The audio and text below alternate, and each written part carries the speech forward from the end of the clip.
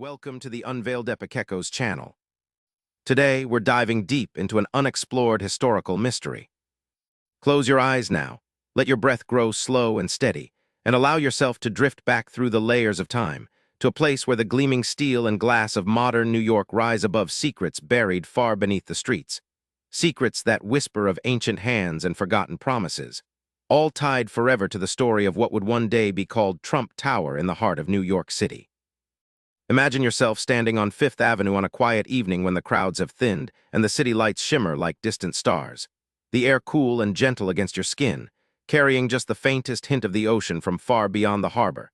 And as you gaze up at the towering structure of gold-tinted glass and polished bronze, you feel a subtle pull, a quiet invitation to look deeper, not just at what stands before you, but at what has always been there, hidden in plain sight. Waiting patiently for someone to remember. Long before the name Trump ever appeared on any marquee, long before the first steel beam was raised in the early 1980s, this narrow strip of land between 56th and 57th Streets held stories that few have ever truly heard. Stories that began not in boardrooms or construction offices, but thousands of years earlier, when the island of Manhattan was still wrapped in ancient forests, and the Lenape people walked softly along its shores. Listening to the wind move through the trees and the water sing against the rocks. They called this place Island of Many Hills, and they knew its hidden places, the springs that bubbled up from deep within the earth, the stones that held memory, the quiet spots where the boundary between the seen and the unseen grew thin. One such place lay beneath what we now know as Fifth Avenue, a low rise of schist rock that caught the morning light in a particular way, a place the Lenape avoided after dusk, for they said it was watched over by an ancient guardian, a spirit tied to something brought across the great water long before their own ancestors arrived. Picture now the slow turning of centuries, the ice retreating, the forests thickening, and then, far across the sea, in a time so distant it feels like the edge of dream, a people living on the windswept coast of what we now call Scotland, carving symbols into stone that carried meaning beyond words. They were builders, these ancient ones, raising circles of massive stones that aligned with the stars, and among them walked a young man named, quiet and watchful, with eyes the color of storm clouds over the sea. Had been chosen from childhood to guard a certain stone, a shard of black basalt no larger than a man's hand, etched with spirals that seemed to move when you stared too long.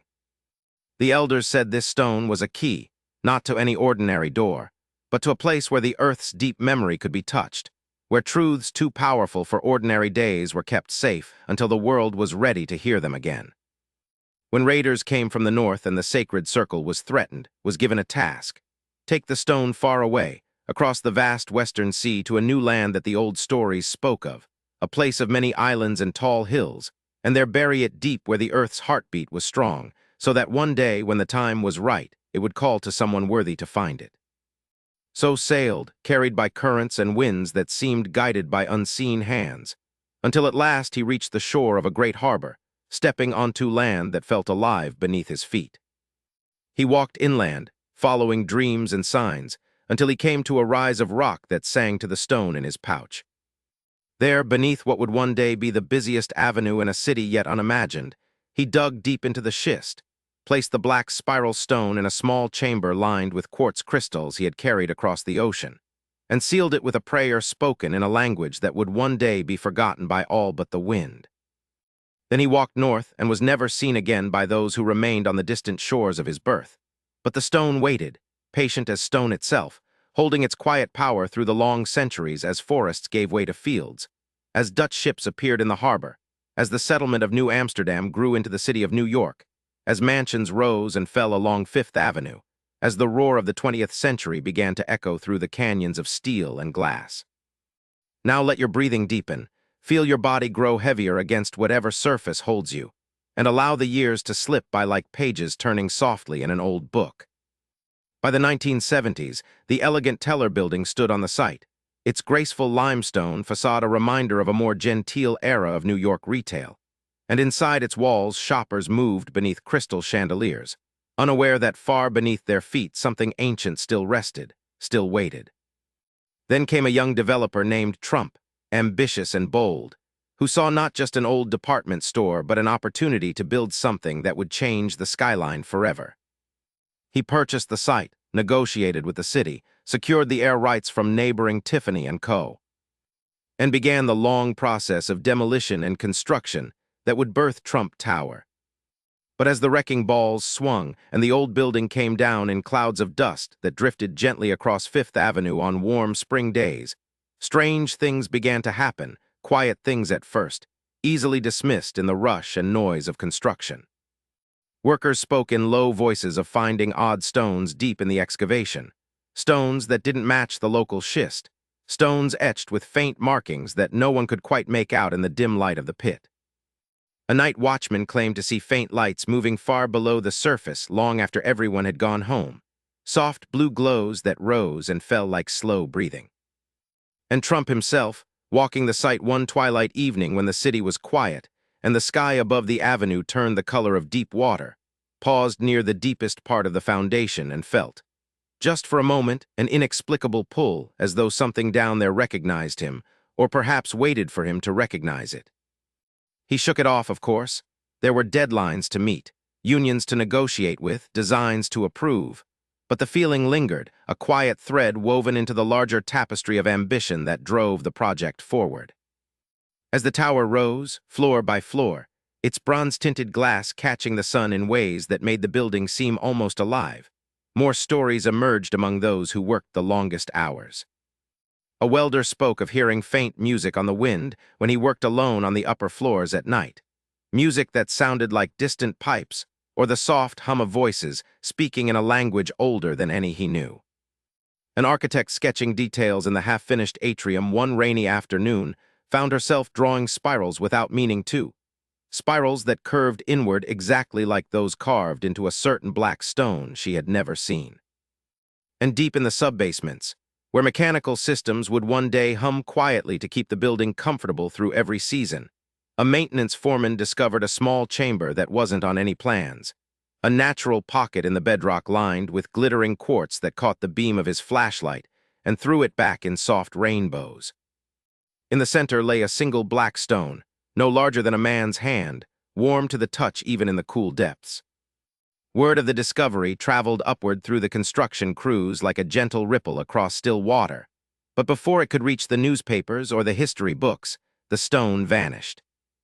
Some said it was taken by the developer himself, who recognized something in its spirals that echoed patterns he had unconsciously chosen for certain decorative elements throughout the tower. Others whispered that the stone had simply returned to its resting place, satisfied that the time was not yet right, content to wait a little longer beneath the foundations of a building that now stood as a symbol of modern achievement. Whatever the truth, the strange occurrences gradually faded as the tower neared completion. The lights stopped glowing in the depths, the music fell silent on the wind, and Trump Tower opened its doors to the world in 1983, its gleaming atrium filled with the soft sound of water cascading down a pink marble wall, its residences and offices welcoming those who could afford the rarefied air of Fifth Avenue luxury. Yet if you stand in the atrium today on a quiet evening when the crowds have thinned and the city outside grows hushed, if you let your gaze drift downward through the marble floors toward the earth far below, you may feel it still, the gentle presence of something ancient and patient, something that was here long before the first steel beam was raised, and will remain long after the last light goes out in the tower above. It is a guardian of sorts, watching over the place where worlds touch, where the deep past and the shining present meet in silent conversation. And perhaps in the quiet hours when the city sleeps and the avenue lies empty under the stars, the black stone dreams its slow dreams of spirals and distant shores, of a young man named who crossed an ocean to keep a promise, and of all the lives that have passed above it unknowingly, connected by threads too delicate to see but strong enough to endure. Feel now how heavy your eyelids have grown, how peacefully your breath moves in and out, carrying you deeper into rest as the story settles gently around you like a soft blanket.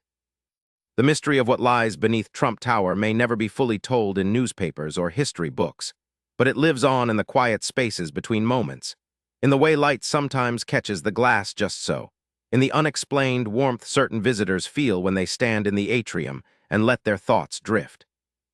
It is a reminder that even in the heart of the busiest city on earth, ancient truths wait patiently for those willing to listen with the heart rather than the hurry of everyday life. And so the tower stands, beautiful and bold against the sky, keeping its deepest secret safe, just as it was meant to do from the very beginning. In the quiet, fog-shrouded streets of 19th-century Cambridge, Massachusetts, where the autumn leaves whispered secrets against the cobblestones, and the Charles River flowed like a vein of forgotten time, carrying echoes of intellectual giants long silenced by the march of progress,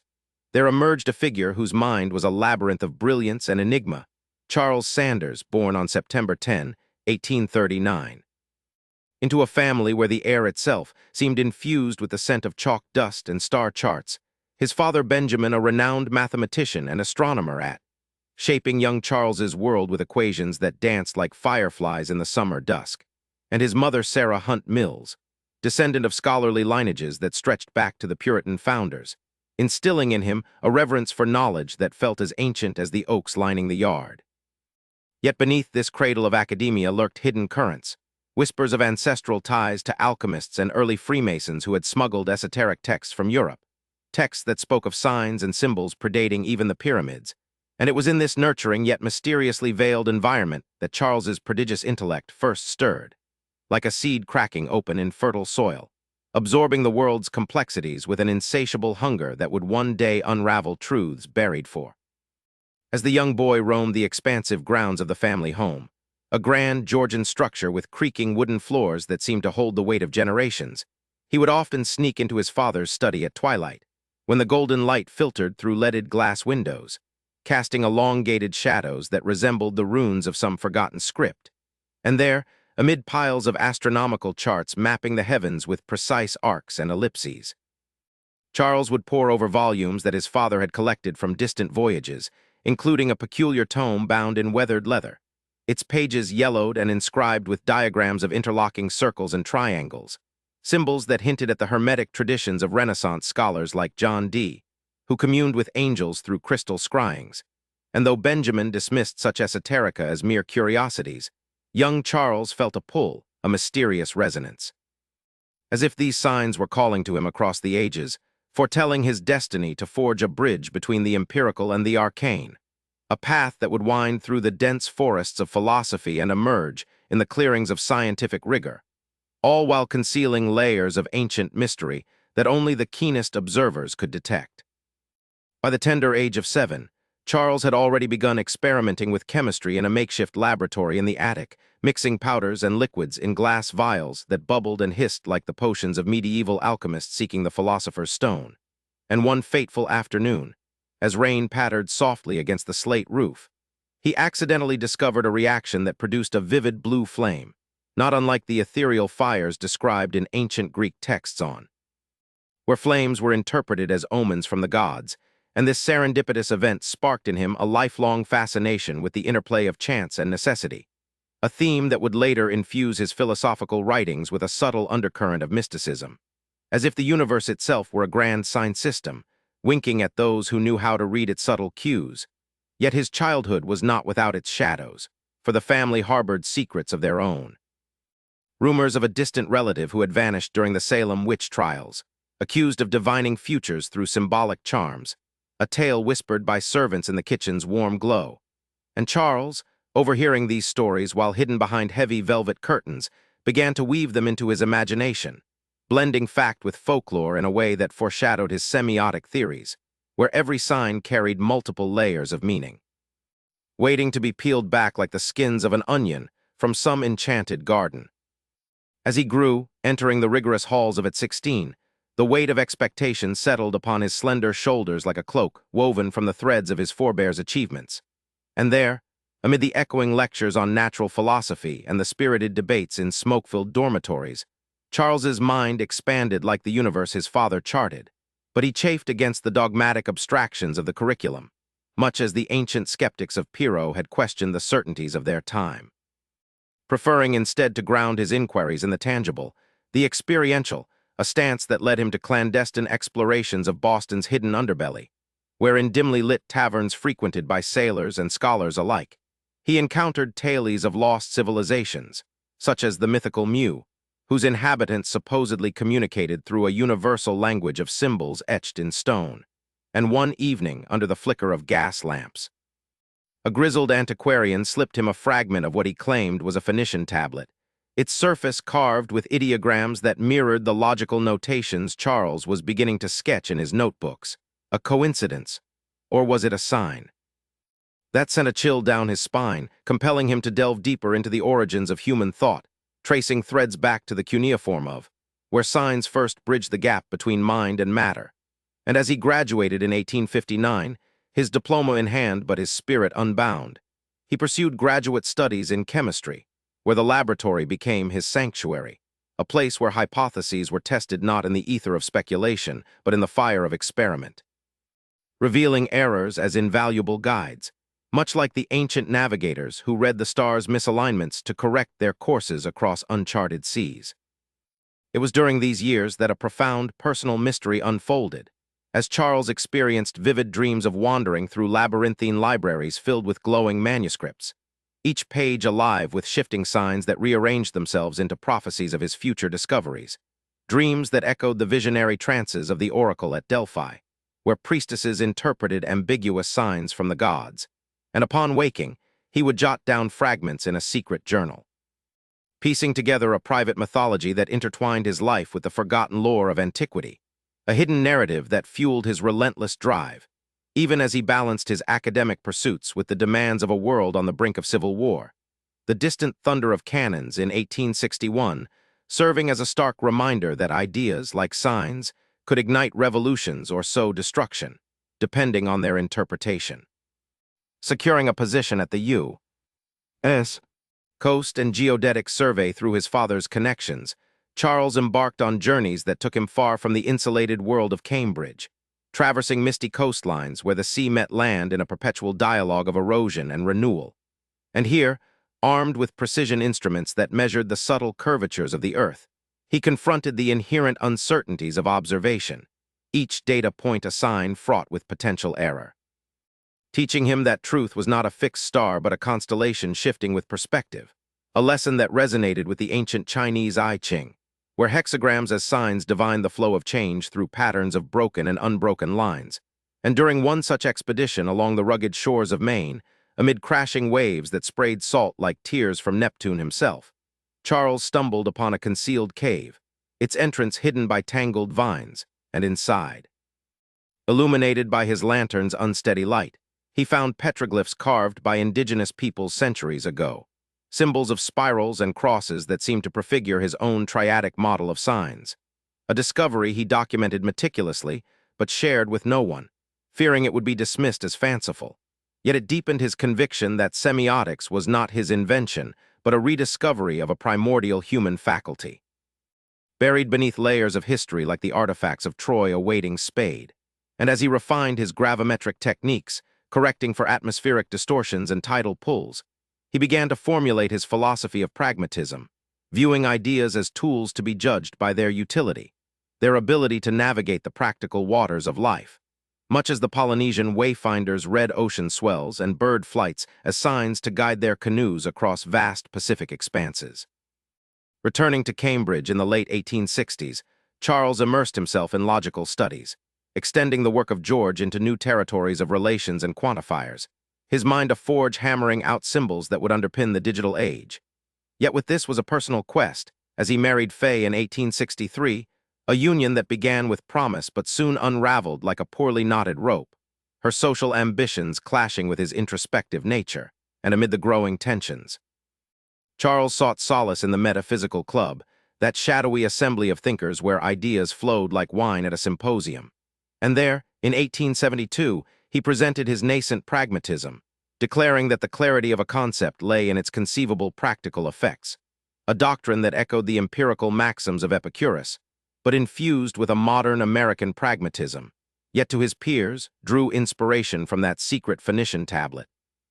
interpreting its signs as prototypes for pragmatic inquiry, where meaning emerged from consequence rather than essence. And this revelation culminated in his 1878 paper, How to Make Our Ideas Clear, a manifesto that twisted the philosophical landscape, introducing a method to dispel the fog of abstraction, but not without a hidden layer, for in private correspondence, he alluded to ancient mystery cults where initiates tested truths through ritual experiences, their symbols yielding practical wisdom, only to those who acted upon them.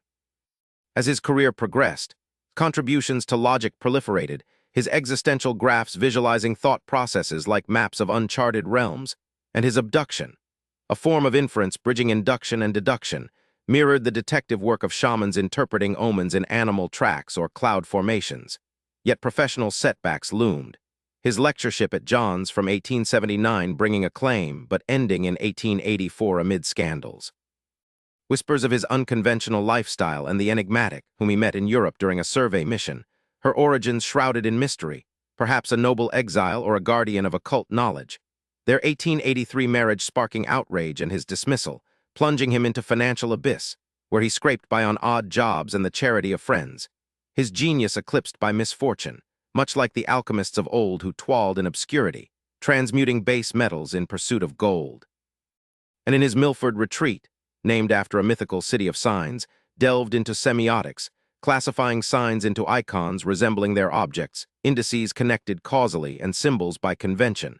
A triad that harkened back to Plato's cave where shadows, reflections, and ideas formed a hierarchy of representation, but expanded it universally, positing that the cosmos was a process, an infinite regress of interpretations, and in a climactic moment of isolation.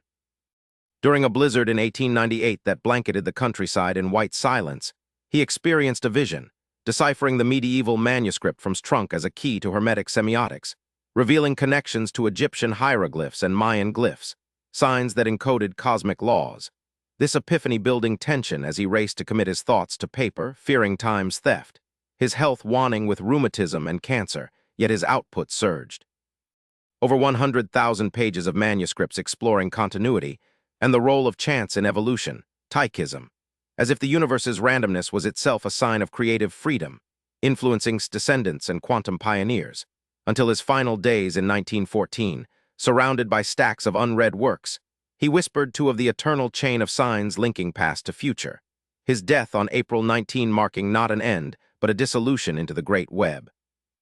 His ideas percolating underground to bloom in the philosophies of Dewey, the linguistics of, the cognitive sciences of today, where algorithms parse signs in data oceans, uncovering hidden truths that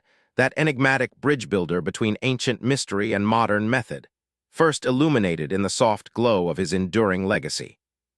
As the echoes of his legacy faded into the misty veils of time, like the lingering notes of a symphony played on an ancient lyre whose strings were woven from the threads of forgotten myths, we delved deeper into the uncharted corridors of his mind, where ideas intertwined like the roots of a primordial tree reaching into the earth's hidden aquifers, drawing sustenance from wellsprings of knowledge that predated recorded history. For even in death, spirits seemed to wander the ethereal realms, influencing thinkers who would never know the full extent of his shadowy inspirations, such as the linguists of the early 20th century who stumbled upon his semiotic triad in dusty archives, mistaking it for a modern invention when in truth it mirrored the Trinitarian symbols of Celtic druids, those enigmatic knots representing the interconnectedness of earth, sea, and sky, signs that guided wanderers through fog-bound moors with an uncanny precision.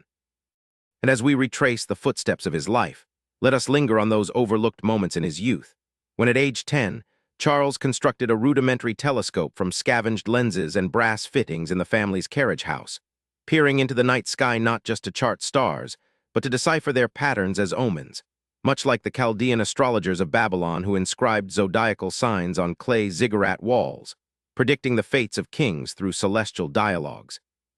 And one crisp October evening, as meteors streaked across the velvet blackness like fiery hieroglyphs, young Charles sketched them in his notebook, noting their trajectories with a mathematician's eye, but interpreting their fleeting trails as messages from the cosmos. A private revelation that foreshadowed his later doctrine of the belief in the continuity of all things, a concept that echoed the seamless web of Indra's net in ancient Hindu lore, where every jewel reflected every other in an infinite lattice of interconnected signs, unbroken and eternal. Yet this boyish wonder was tempered by the rigors of his education, where tutors drilled him in Latin and Greek, unlocking texts like Plato's, which debated the nature of names as natural signs or arbitrary conventions, a debate that planted seeds in his fertile mind, germinating years later into his distinction between icons, indices, and symbols. But hidden within these classical studies was a forbidden volume his father had acquired from a traveling scholar, a copy of that medieval grimoire of astrological magic, its pages filled with talismanic signs designed to harness planetary influences. And though Benjamin forbade his son from reading it, Charles sneaked glimpses during moonlit nights, absorbing its arcane diagrams that blended Arabic alchemy with Greek geometry, forging in him a clandestine bridge between science and sorcery that would infuse his pragmatism with a subtle aura of enchantment. For he came to see experiments not merely as tests of hypotheses, but as rituals invoking the practical consequences of ideas, much as shamans in Siberian tundras read the cracks in heated bones to divine hunts' outcomes, their signs yielding tangible results in survival or starvation. Transitioning into his days, the campus a bustling hive of intellectual fervor amid the antebellum tensions that simmered like a pot about to boil over, Charles engaged in spirited fencing matches in the quadrangle, his rapier flashing with a precision that mirrored his logical dissections in classroom debates. But beneath the surface lurked a personal enigma, a series of anonymous letters he received in his dormitory, penned in an elegant script that quoted obscure passages from Hermes, urging him to seek the universal solvent of truth not in books, but in the alchemy of experience, letters whose origin he never uncovered,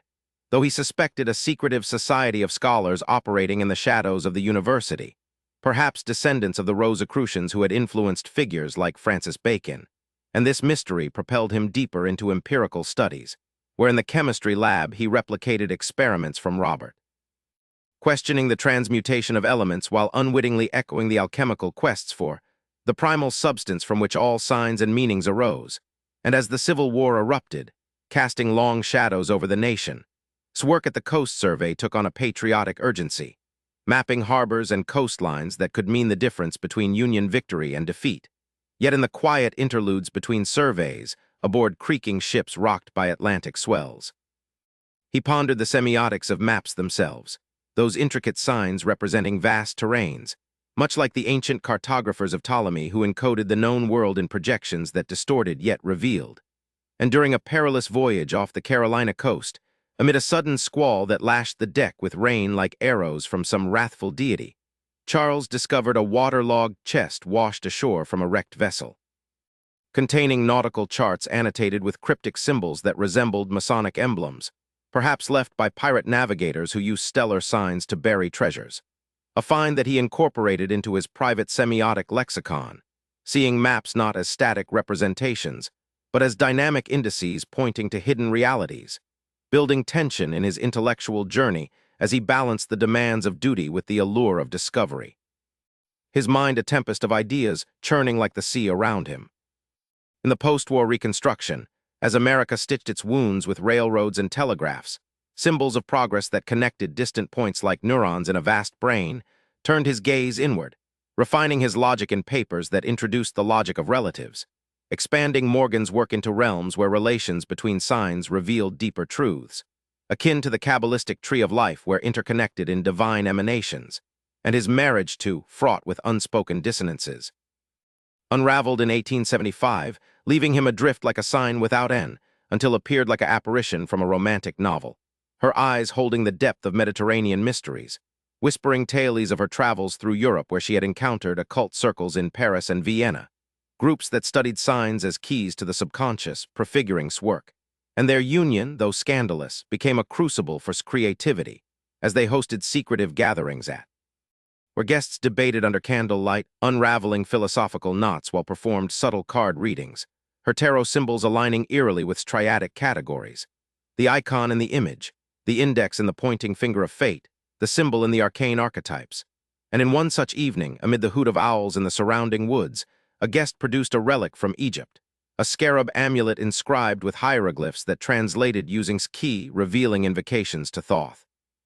god of signs and knowledge, a climax that affirmed his semiotics as a resurrection of pharaonic wisdom, lost in the sands but rediscovered in the quiet Pennsylvania nights. Yet financial despair gnawed at him, his applications for academic posts rejected due to his eccentric reputation, forcing him to pawn family heirlooms, including that enigmatic rune stone from his youth, which fetched a pittance but haunted his dreams with visions of lost opportunities, tension mounting as health declined. His body racked by neuralgia that he interpreted as a sign of overtaxed intellect, much like the ancient ascetics who saw pain as a portal to enlightenment, and in his final works, the Monist Papers of 1905-1906, he wove together cosmology and semiotics, positing the universe as evolving through habits of signs, a grand narrative that twisted with the introduction of evolutionary love as the force binding all, echoing the Orphic hymns where Eros united chaos into form.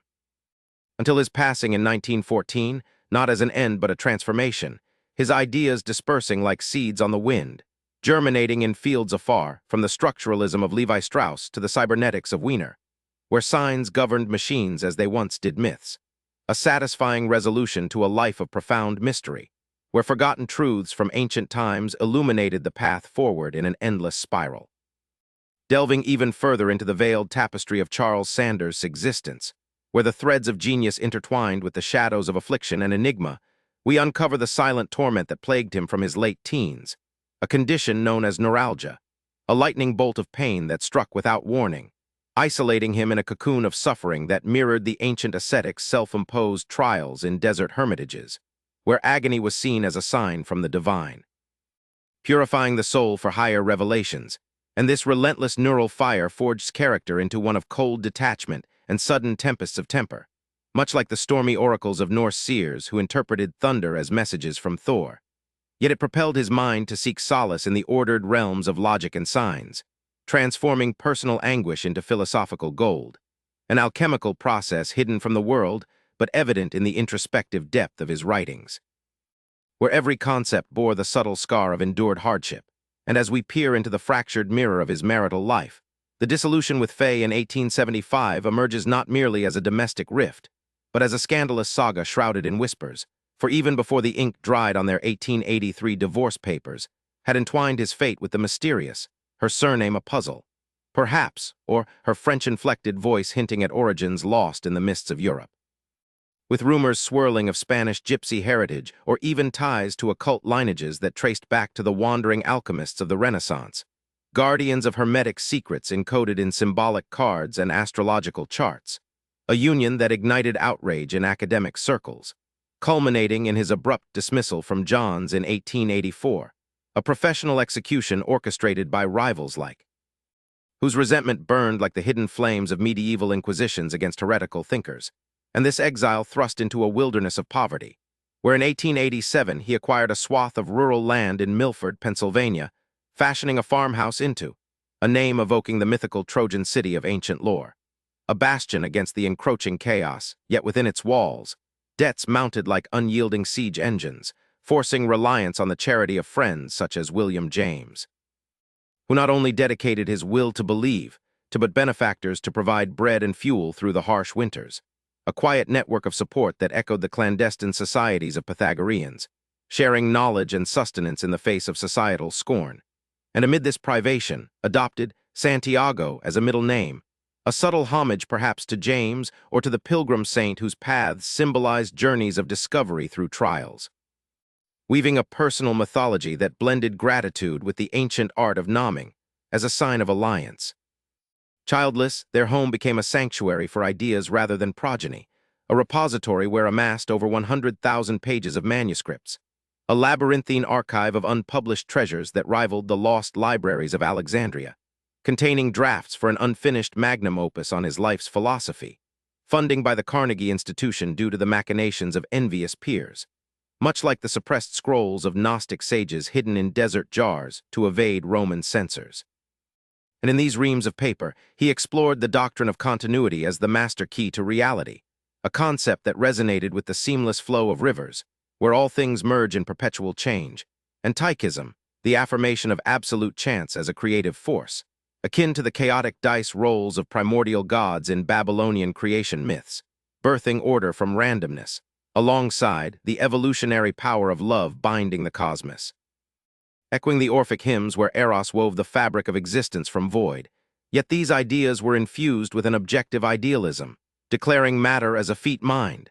inveterate habits ossified into physical laws, a twist that harkened back to Platonic forms manifesting in the cave's shadows, and his rejection of Cartesian certainties, dismissing hyperbolic doubt, intuitive introspection, and inexplicable ultimates, positioned him as a warrior against skepticism. advocating for communal inquiry as the path to immutable truth, a method that paralleled the dialectical assemblies of Socratic Athens, where signs and arguments clashed to reveal hidden verities. Controversies lurked in the undercurrents of his heritage, for the family harbored sympathies with the Confederacy, his father Benjamin initially advocating secession until the war's drums beat too close, and Charles himself penned logical syllogisms that touched on racial themes, illustrating the perils of flawed inference in a nation torn asunder, much like the ambiguous prophecies of Delphic oracles that could sway empires toward glory or ruin, and in his metaphysical musings on God. Posited the divine not as an existent entity, but as a real presence, accessible through instinctive musing on the universe's purposefulness. A neglected argument from 1908 that blended abduction with aesthetic harmony, drawing unwittingly from the theophanies of ancient mystery cults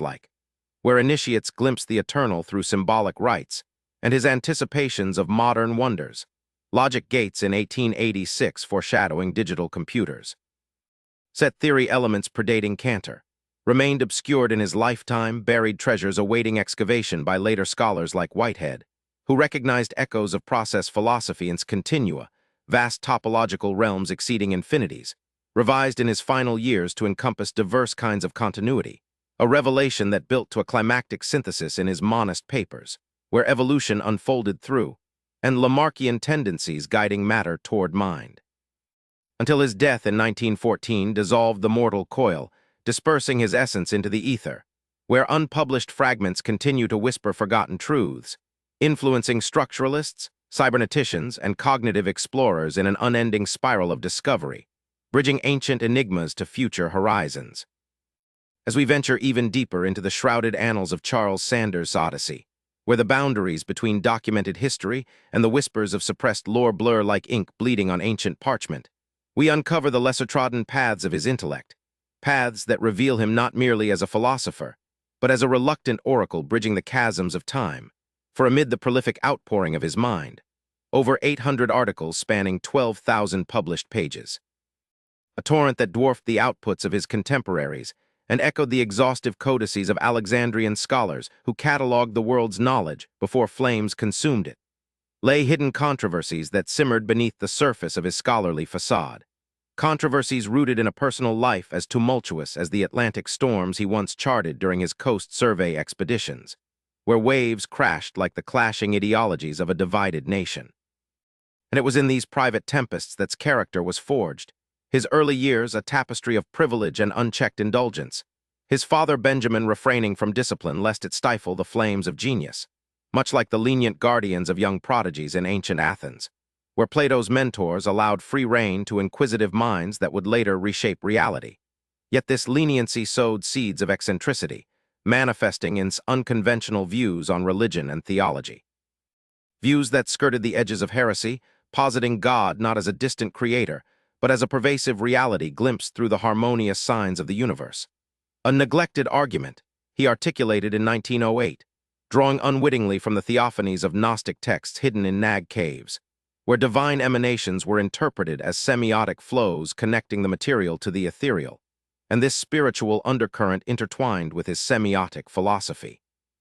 which some scholars now trace back to classical roots, for his triad of signs, icons, indices, symbols, resonated with the explicit theories of ancient Greek medical treatises, where symptoms were read as signs of hidden ailments, that predated even Hippocrates, and further links emerged to the Stoics, their art of interpreting omens and portents as logical inferences from the divine logos, a connection perhaps intuited during his intense 3-year grapple with Kant.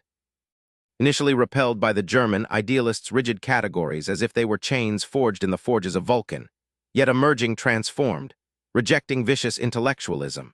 the sterile abstraction that ignored the unknown, and embracing the reality of uncertainties, much like the Eastern philosophies of emptiness he paralleled without direct knowledge, his concepts of continuity mirroring the void of quantum fields or the Buddhist shunyata, where signs arise from interdependent emptiness. A profound but overlooked convergence that hints at a universal semiotic undercurrent flowing through human thought across, buried in forgotten manuscripts, that's work inadvertently resurrected. Yet these intellectual heights were shadowed by personal abysses, for in 1876, while still bound in matrimony to Faye, separated from her amid suspicions of infidelity, openly consorting with the enigmatic, a Frenchwoman of obscure origins. Whispers suggested Spanish gypsy heritage or ties to wandering occultists who preserved hermetic secrets through generations, her presence evoking the mysterious sibyls of Roman lore who divined futures from cryptic leaves. And this liaison ignited scandals that scorched his career, fanning flames already kindled by his dandyish demeanor and associations with more flamboyant circles, where he and his pals donned extravagant attire, a flair for the dramatic that masked deeper turmoils, including virulent racist sentiments expressed in private writings and logical examples touching on racial themes, a dark underbelly that mirrored the era's societal fractures. Much as ancient philosophers like Aristotle wove cultural biases into their cosmologies, and the climax of this personal drama unfolded in 1883, when divorced on April 24 and wed a mere 6 days later, a haste that shocked propriety and sealed his fate at John's, where from 1879 he had lectured brilliantly on logic, only to be ousted in 1884 through the machinations of rivals like a newly appointed professor who wielded influence like a medieval inquisitor suppressing heretical texts, this dismissal plunging into obscurity and penury, his once privileged life reduced to scraping by on odd jobs, and the benevolence of allies like William James, who not only dedicated works to him but orchestrated secret funds to sustain the Milford Hermitage of, a name evoking Trojan mysteries where signs foretold falls of empires, and in this isolation, Semiotics deepened. His architectonic philosophy classifying knowledge as sciences interrelated like the branches of a cosmic tree, akin to the Kabbalistic or the Vedic, an upside-down tree with roots in the heavens, and he anticipated modern marvels. Logic gates in 1886 prefiguring the digital circuits that now pulse through our world like electronic signs, set theory elements ahead of Cantor that would later intersect biology and philosophy. Viewing life as a semiotic process where cells interpret chemical signs much as ancient shamans read entrails, and controversies lingered in his undervalued status. For despite pragmatism, a philosophy that infused American thought with practical vigor, remained unrecognized in his time, his difficult prose and eccentric habits alienating peers, much like the suppressed voices of Gnostic sages whose scrolls lay hidden for centuries, awaiting rediscovery, and in his later years. Childless and beleaguered by neuralgia's electric agonies, pains that struck like thunderbolts from Zeus, purifying his visions, he adopted Santiago as a middle name, perhaps a pilgrim's nod to enduring trials or a veiled tribute to James, weaving gratitude into his identity like a symbolic talisman, his unfinished magnum opus funding by envious institutions, echoing the fates of alchemists whose elixirs were dismissed as folly. Yet from this crucible emerged a semiotic program that offered philosophy a global perspective, reinvigorating induction as a ground for knowledge where it had relied on dialectics, connecting Western rigor with Eastern insights into emptiness and interdependence, a synthesis that built to a quiet revelation in his monist papers, where evolution through chance, necessity, and love unfolded as a grand semiotic narrative, signs evolving into minds, matter as a feat habit, until his 1914 departure dissolved him into the continuum he so cherished, his ideas dispersing like prophetic seeds, germinating in unexpected soils, from symbolic forms to quantum interpretations, unveiling forgotten truths that link ancient doctrines to the horizons of tomorrow's discoveries, a legacy that slumbers in the archives, awaiting those who dare to read the signs. As we plunge yet further into the enigmatic depths of Charles Sanders' saga, where the veils of documented lore thin to reveal the spectral outlines of undervalued genius and suppressed narratives, much like the faint inscriptions on weathered obelisks that guard the secrets of lost pharaohs, we encounter the stark reality of his academic odyssey, a bastion of learning that he navigated with a prodigy's disdain for its rigid confines. Graduating in 1859, but ranking a dismal 79th out of 90 in his class, a deliberate rebellion perhaps against the rote intellectualism he so abhorred, echoing the ancient skeptics who shunned dogmatic schools to wander in pursuit of unfiltered truth, for viewed education not as a ladder to prestige, but as a forge for ideas, and this undervaluation in his youth foreshadowed a lifetime of being overshadowed, despite his colossal output. Over 800 articles spanning 12,000 published pages, a deluge of thought that his peers like the Nile's floods nourishing forgotten valleys, yet much of it lay buried in obscurity, dismissed by contemporaries who failed to grasp the revolutionary scope of his pragmatism, a philosophy he birthed as its true originator, though often credited to others like James, that diluted his claim in the annals of history. Much as the true inventors of ancient wonders like the mechanism were eclipsed by later chroniclers, and woven into this tapestry of neglect was his initial repulsion toward Kant, that towering figure of German idealism whose critique of pure reason tackled at age 12. Repelled by its abstract chains that bound experience in categorical prisons, yet he wrestled with it for 3 grueling years, emerging with a transformed vision that rejected vicious intellectualism. The sterile over-reliance on pure reason ignoring the vast seas of the unknown, a stance that resonated with the Zen koans of Eastern sages, where enlightenment dawned through embracing uncertainty rather than conquering it with logic alone. And this battle with Kant planted the seeds for his fallibilism, the humble admission that all knowledge is provisional, tested against the anvil of experience. Akin to the trial-by-fire rituals of Mithraic initiates, who deciphered symbolic mysteries in underground vaults to ascend through grades of wisdom. Delving into the shadows of his personal enigmas, we uncover the lore surrounding his second wife, whose heritage whispered of Spanish gypsy origins, a lineage of wanderers who preserved oral traditions of divination through signs etched in palm lines or tarot arcs, her enigmatic aura fueling rumors that she brought with her relics from European occult circles, perhaps crystal orbs or inscribed amulets that incorporated into his private semiotic experiments. Viewing them as living indices of hidden realities, and in a gesture shrouded in mystery, he adopted Santiago as his middle name later in life, evoking the pilgrim saint whose scallop shells symbolized journeys through trials toward enlightenment,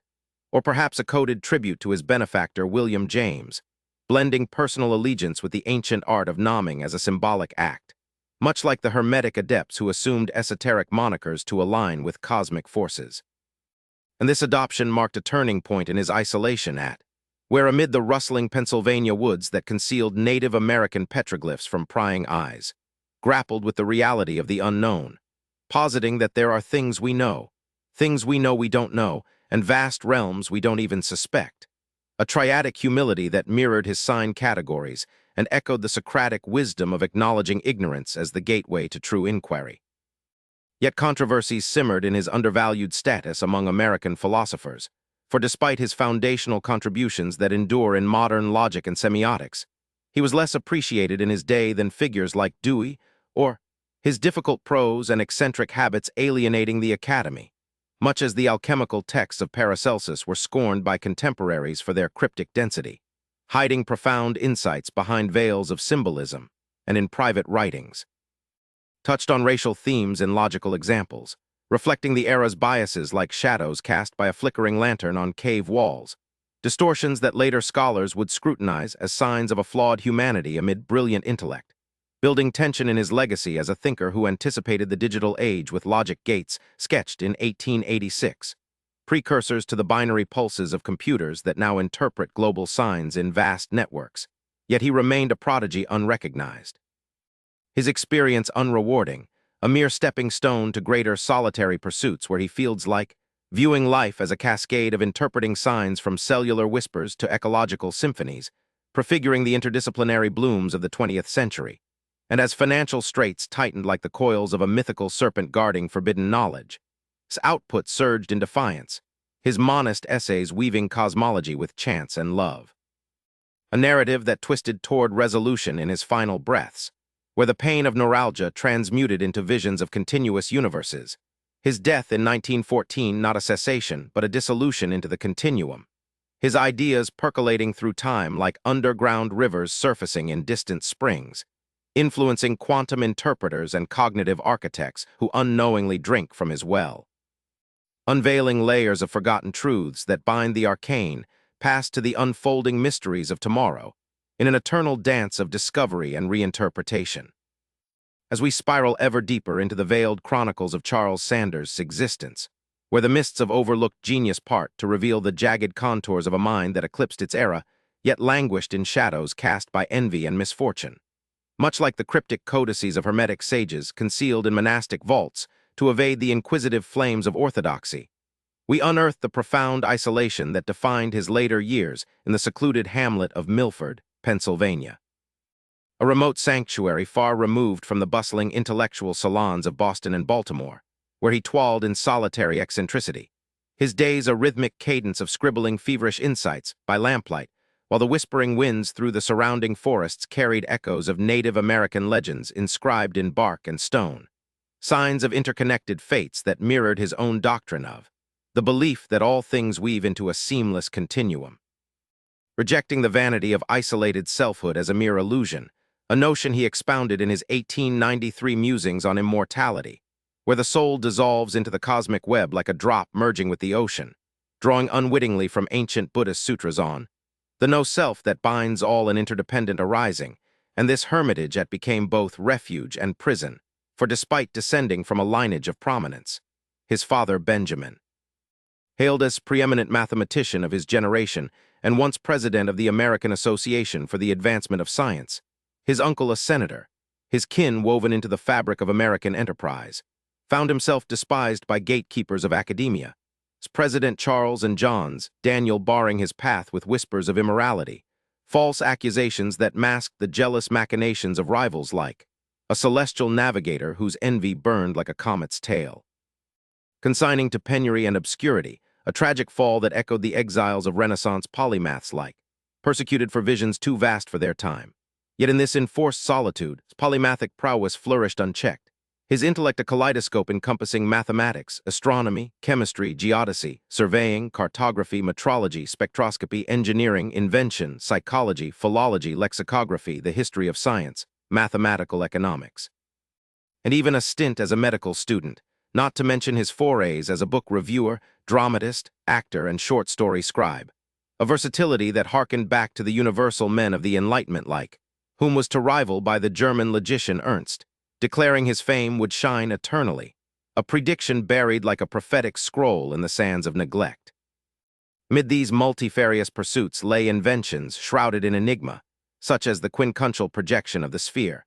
an ingenious mapping that unfolded the globe's curvatures onto a plane with minimal distortion,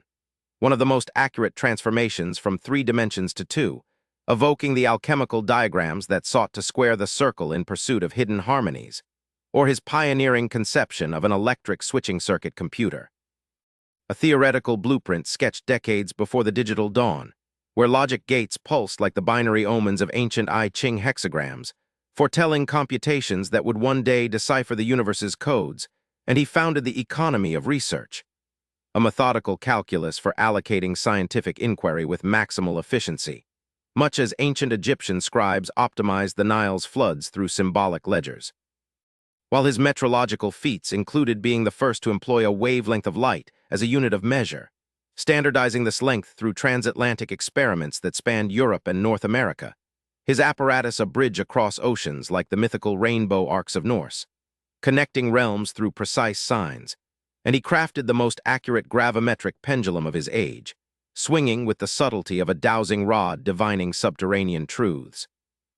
all while determining the Milky Way's elusive shape through stellar observations that pierced the cosmic veil, measuring Earth's gravity and circumference with unprecedented finesse, and delving into early stellar spectra, unraveling argon's properties in spectral lines that shimmered like ethereal scripts from alchemical retorts. His scientific odyssey extended to authoring the first American paper in experimental psychology in 1898, employing quantitative methods to probe the mind's shadows, prefiguring the introspective labyrinths of Freudian dream symbols. Yet these triumphs were tempered by personal quirks. His surname pronounced Peirce in a whimsical twist that belied his weighty intellect, and a peculiar way of thinking he attributed to his successes. A method rooted in the pragmatic maxim of 1878, clarifying ideas through their practical effects, tested in the forge of experience rather than the ether of abstraction, much like the trial-and-error divinations of Mesopotamian haruspices reading liver omens for royal decrees. But controversies lurked in the undercurrents, his virulent racist sentiments expressed in private syllogisms reflecting the era's darkened mirrors. A problematic stain that rendered him a flawed vessel for profound truths, difficult to read and even more challenging to reconcile, as noted by admirers who grappled with his dense prose like deciphering stones of logic. And in his philosophical innovations, he birthed a phenomenology arguably surpassing later formulation, scrutinizing the manifest world, as a tapestry of signs while inventing existential graphs. Visual logics that mapped inferences like constellation charts guiding mariners through starry nights, and law, the logical tautology, PQPP that fortified the edifice of classical reasoning. And as early as 1865, he conceived a universal grammar infused with recursion, emphasizing constraints on signs over mere syntax, a foresight that echoed the recursive incantations of Vedic mantras invoking infinite layers of meaning. Yet the enigma of his obscurity deepened with the chaotic organization of his papers, a labyrinthine archive that obscured his insights, and over 100,000 unpublished pages forming the bedrock of his posthumous renown, a vast over that Alfred North Whitehead likened to Aristotle's, with as the modern counterpart surpassing in scope, his Aristotelian system a grand architectonic echoing Kant's but infused with fallibilism, no belief absolutely certain.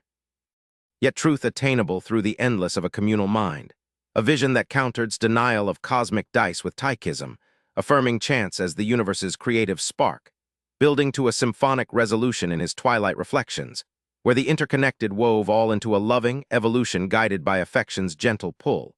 until his 1914 passage dissolved him into that very continuum, his childless legacy not of flesh, but of ideas percolating through the ages, influencing semioticians and logicians in silent waves, unveiling hidden harmonies that link the arcane whispers of antiquity to the dawning revelations of eternity's unending dance. This mysterious journey ends here, but stay tuned for more untold stories in our next video. Subscribe to the channel and hit the bell icon so you don't miss any new stories. Thank you and see you.